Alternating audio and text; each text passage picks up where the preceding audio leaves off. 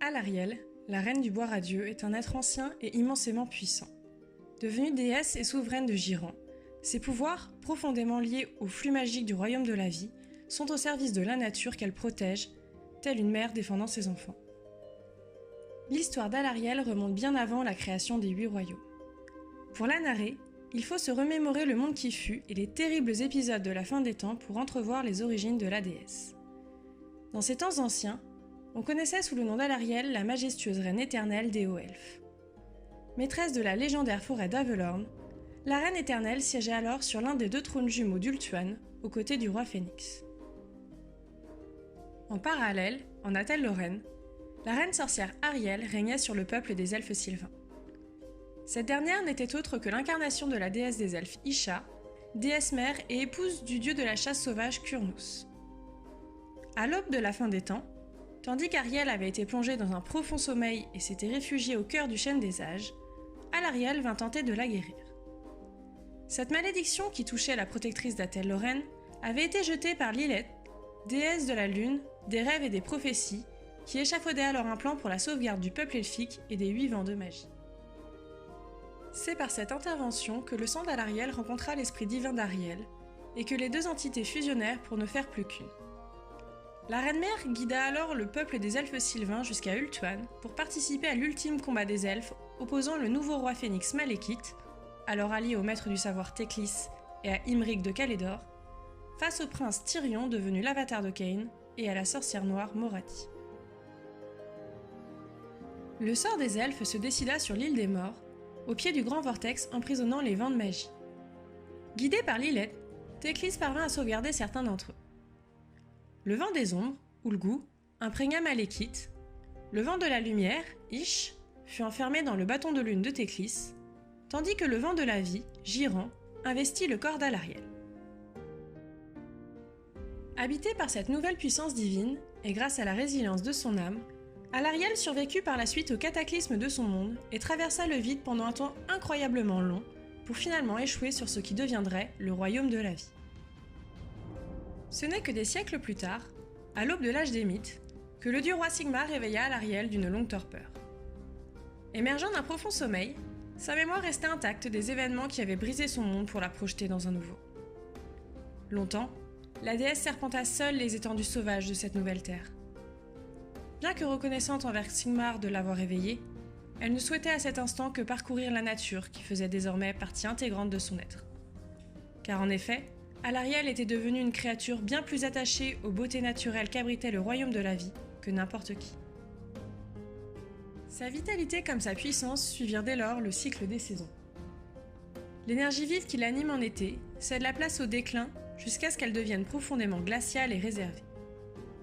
Lorsque le froid de l'hiver prend fin, la fenaison revient et une vigueur nouvelle imprègne la déesse qui s'épanouit alors au maximum de sa force et de son pouvoir au printemps, et ce jusqu'à l'été qui suit.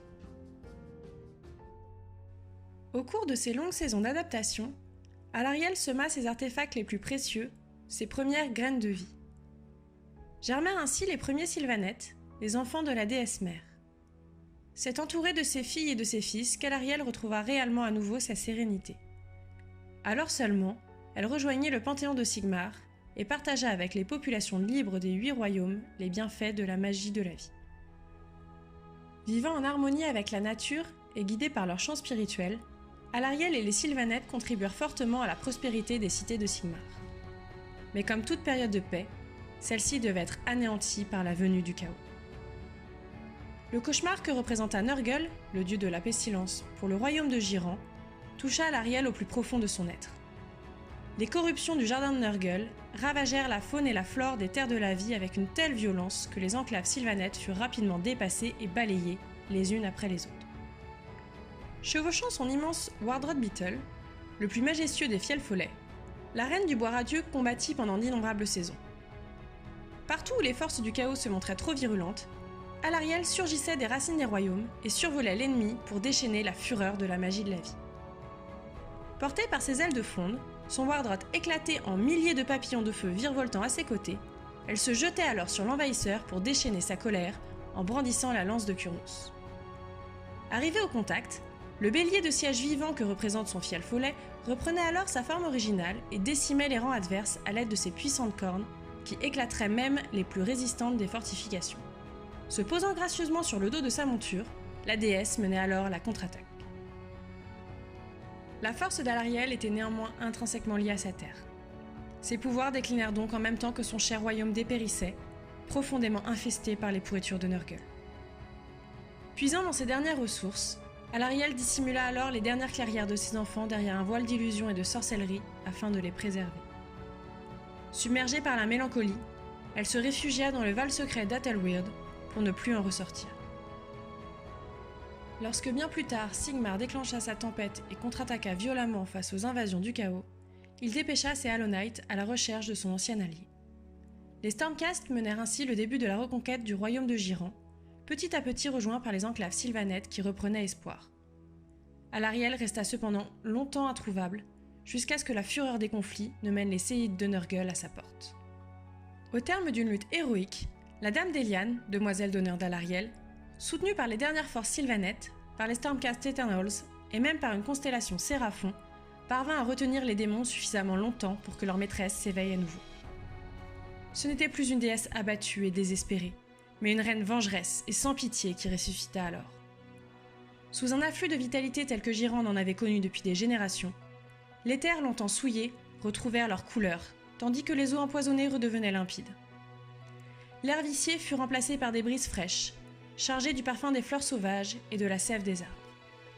Alarielle entonna un nouveau chant, et son courroux s'abattit en même temps que la saison de la guerre débutait. Les sylves de guerre de l'ensemble du royaume s'unirent à nouveau pour passer à l'offensive. Menés par les fils de Durtu, les esprits libres et les enfants de la forêt chassèrent peu à peu les démons de leur terre. L'apogée de la lutte pour Ghyran survint à la porte de la Genèse. Par cette porte de royaume reliée à l'Omnipoint, contrôlée par Archaon, l'élu des dieux, les forces du chaos recevaient sans cesse des renforts. Les forces alliées des Sylvanettes et des Stormcast Eternals déferlèrent sur l'anneau de corruption, l'infâme ensemble de forteresses bâties par Nurgle pour défendre la porte. À la tête des armées démoniaques se trouvaient les tristement célèbres frères Glotkin. Les terribles batailles qui s'ensuivirent furent l'occasion pour Alarielle de déchaîner toute sa rage et sa frustration longtemps refoulée. À la tête de ces sylves de guerre, elle brisa l'anneau de corruption, et même les Glotkin ne purent l'empêcher d'atteindre la porte de la Genèse et d'user de sa magie purificatrice pour la sceller. Ainsi cessa l'afflux du chaos sur Ghyran. La bataille pour le royaume de la vie n'était pas pour autant terminée. Néanmoins, elle se jouait désormais à armes égales. Tandis que la saison de la guerre battait son plein, Alarielle entreprit l'établissement de 3 immenses cités de l'espoir en Ghyran. Berceau de l'ordre et des peuples libres, celles-ci se dressent majestueusement en harmonie avec la nature qui les protège, pour rappeler à tous que la déesse continue de veiller sur ses enfants. Petit à petit, les graines de la civilisation s'enracinèrent à nouveau profondément dans le royaume de Jade, et autant les forces du chaos en déroute que les morts vivants et les peaux vertes à l'affût de la moindre faille se doivent de craindre la fureur de la reine éternelle.